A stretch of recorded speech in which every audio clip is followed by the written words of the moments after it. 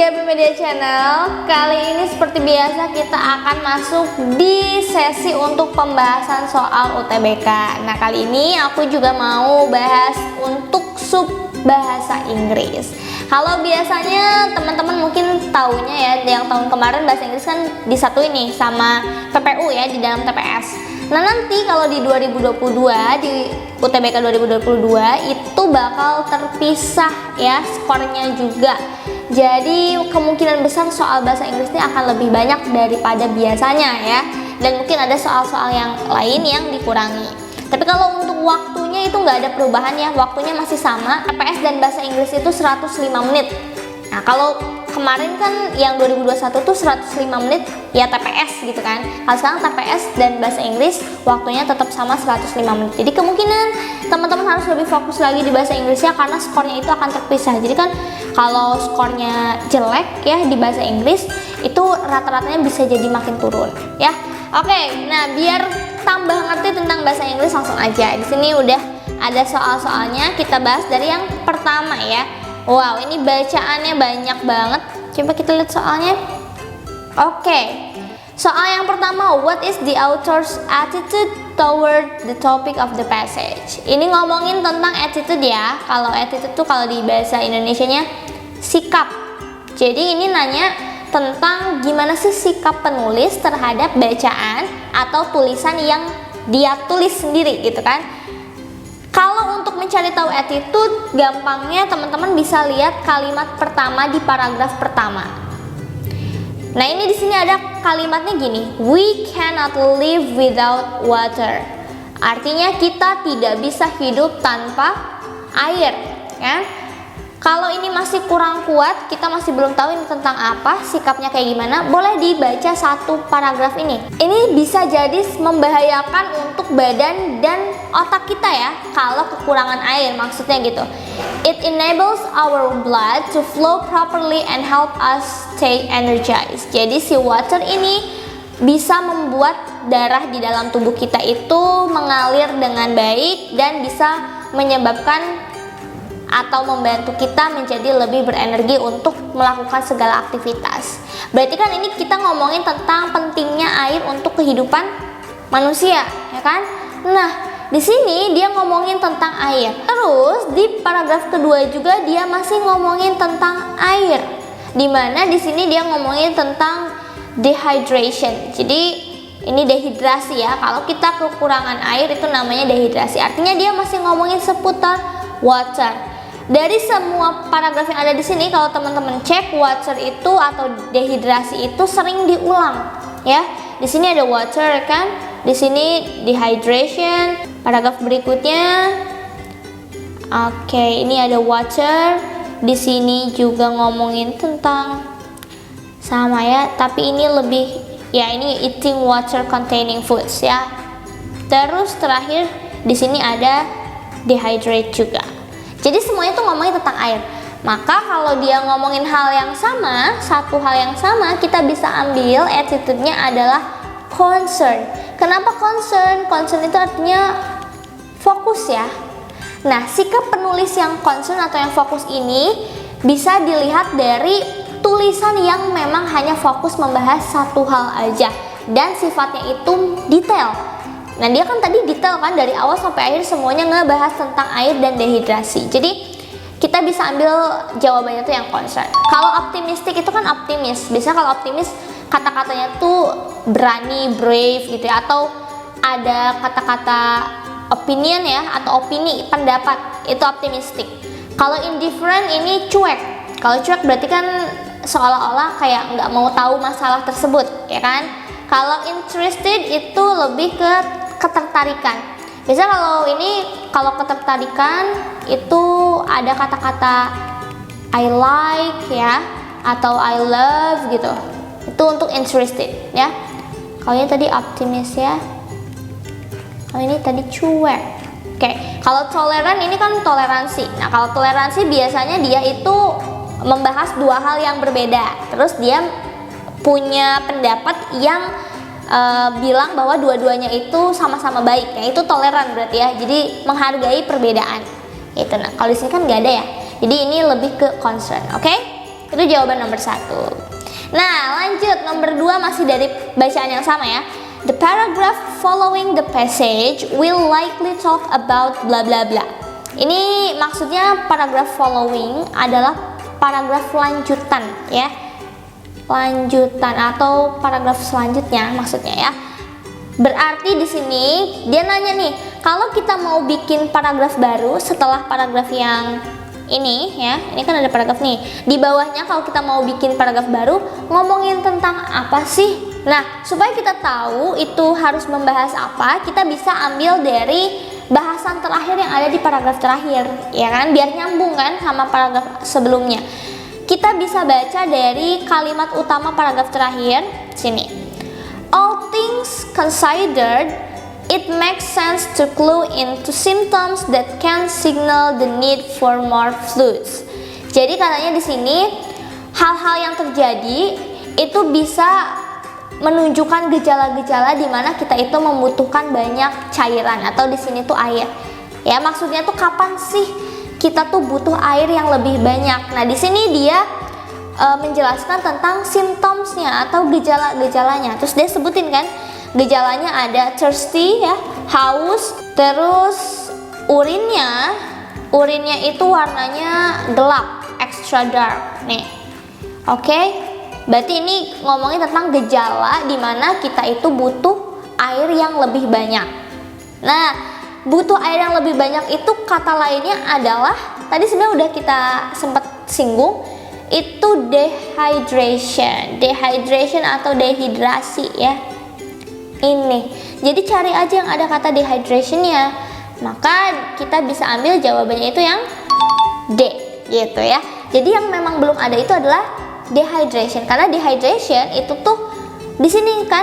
Oke, for more fluids. Nah, biar nyambung sama ini yang cocok itu dehydration gitu ya. Next, nomor 3, the passage can be best summarized as, summarize itu ringkasan ya. Kita disuruh meringkas teksnya. Cara meringkas gimana sih Kak? Cara meringkas, kalian cukup baca paragraf 1 sama paragraf terakhir. Itu pun gak usah semua kalimat, baca aja kalimat utama dari masing-masing paragraf. Kita bisa cek di sini. Paragraf pertama, kalimat utamanya pasti ada di kalimat pertama ini. We cannot live without water. Oke, kita nggak bisa hidup tanpa air. Sekarang lihat tadi paragraf terakhir. Paragraf terakhir ngomongin apa? Ngomongin tentang symptoms ya, gejala di mana kita need for more fluids. Jadi dimana kita butuh cairan yang lebih banyak. Oke, itu aja kita pegang. Sekarang kita cari kira-kira apa sih yang bisa mensummarize atau meringkas bacaannya. Berarti tadi ada water itu penting buat kehidupan kita ya. Yang A, coba lihat. Yang A itu betul, important to support body and brain ya, betul. Tapi ini nggak ada kata-kata yang di akhir tadi, gejala untuk butuh air lebih banyak. Berarti yang ini tuh salah. Yang lengkap adalah yang ini. Ada water is critical to human life, ya, sangat penting buat kehidupan manusia. So people need to know the signals of dehydration. Maka orang-orang perlu tahu apa aja sih tanda-tanda dehidrasi atau saat kita butuh air yang cukup banyak gitu. Jadi ini udah meringkas dari paragraf 1 sampai paragraf terakhir ya. Kalau summarize itu gitu, kita lihatnya di awal sama yang paling akhir. Oke, jadi yang sisanya ini udah pasti salah karena dia tidak meringkas secara keseluruhan. Lanjut nomor 4 ya. What will happen when you exercise more in a day? Oke, ini artinya apa sih yang bakal terjadi kalau kita berlatih atau kita olahraganya tuh terlalu banyak dalam satu hari. Oke, kita cari kata kuncinya, gampangnya exercise ya. Exercise itu ada di paragraf. Oke, di sini ada kata exercise habits. Kita baca yang lengkap ya dari sini. The weather, your diet, and exercise habits are all a factor in how much water you need. Some days you will need more fluids, other days less. Jadi kalau kita artiin cuaca ya, weather itu cuaca. Cuaca aktivitas diet, dan kebiasaan olahraga adalah faktor-faktor di mana kita membutuhkan air yang lebih banyak. Jadi kesimpulannya, kalau kita latihan atau olahraga ya, exercise itu maksudnya olahraga ya, yang lebih banyak dalam satu hari, berarti kita akan butuh air yang lebih banyak. Ya udah, jawabannya adalah D.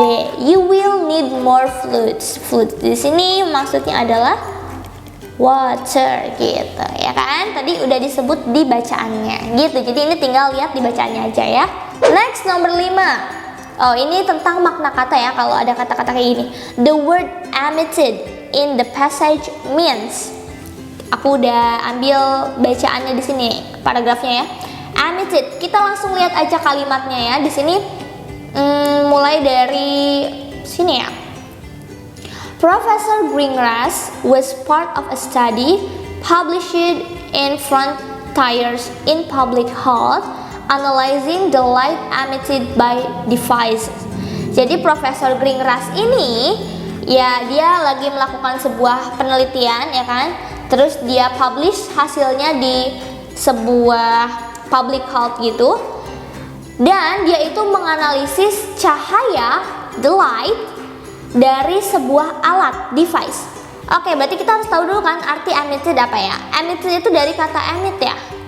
Emit itu artinya memancarkan. Memancarkan. Nah, kalau di sini emitted berarti dipancarkan. Jadi dia menganalisis cahaya yang dipancarkan dari sebuah alat. Atau kalau di sini devices berarti banyak ya alatnya ya. Gitu. Intinya dia adalah cahaya yang dipancarkan. Dipancarkan sinonimnya kita lihat di sini. Ada shaded. Kalau shaded itu kan, shade itu bayangan ya. Ini dibayangkan berarti shaded. Ya, kita tulisnya di sini bayangan lah ya.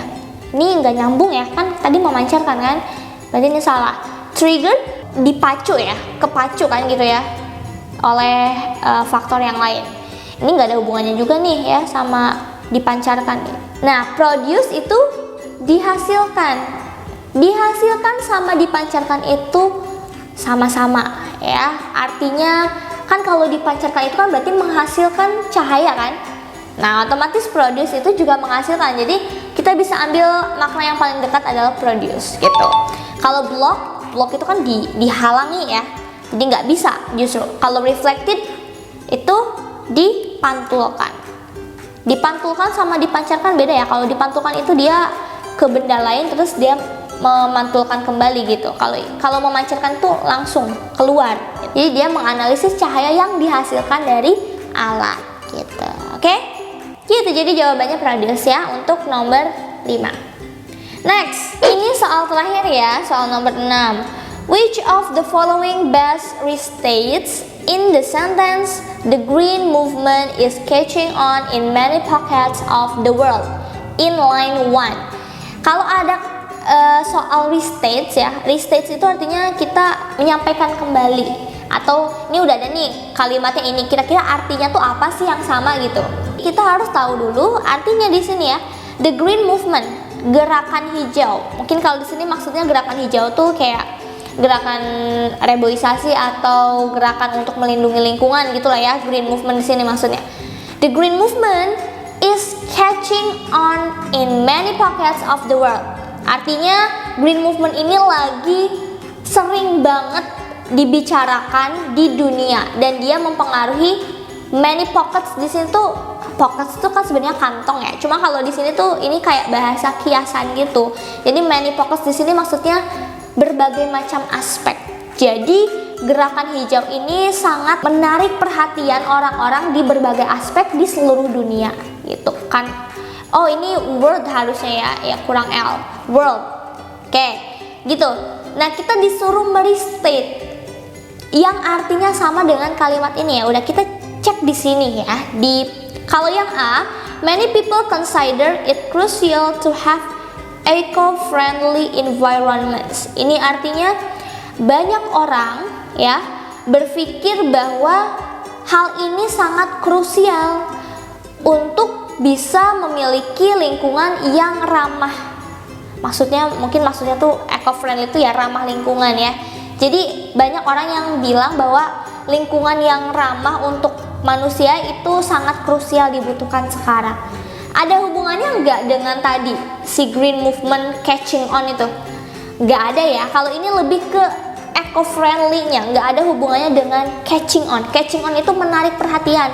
Many Pockets itu di berbagai aspek, jadi nggak hanya eco-friendly movement atau eco-friendly environments ya. Lanjut yang B. Nah kalau yang B kita artiin people who are aware of environmental issues love safe and healthy surroundings. Artinya orang-orang yang aware, yang memperhatikan isu atau berita tentang lingkungan itu akan mencintai lingkungan yang memang aman dan sehat ya. Safe and healthy surroundings. Artinya ya kalau orang yang tertarik dengan isu-isu lingkungan pasti dia pengen lingkungan sekitarnya itu aman dan juga sehat. Ini ngomongin tentang surroundings ya. Kata surroundings di sini bisa jadi sama dengan many pockets, artinya di berbagai aspek. Benar kan? Kalau green movement atau gerakan hijau itu harus menarik perhatian dari berbagai aspek. Maka yang B ini bisa kita ambil sebagai jawabannya.